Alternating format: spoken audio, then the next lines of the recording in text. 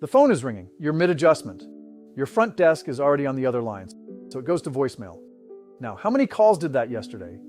You don't know, and that is the actual problem. A missed call doesn't show up anywhere. It's not on your day sheet, it's not in your numbers, it's not in your practice software. It just quietly doesn't happen. So here's an exercise worth doing this week. Take what a new patient is actually worth to you, not the first visit, the whole course of care. Now multiply it by the calls you missed last week. You can't finish that because you don't have the second number. This isn't a staffing problem. Your team is already busy. It's a coverage problem.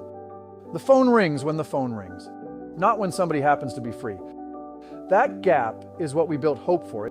It's an AI receptionist that answers your line, every call, including the one at 8:40 at night. It checks your real availability and it books into the scheduler you already use. It doesn't replace Jane or ChiroSuite or Clinic Mind. It writes to them. And when a call should reach a person, it hands it over. We made you a worksheet to find your own number. It's free. The link is in the description. Go and find out what your phone is costing you. Dr. Tom Preston, answer the phone.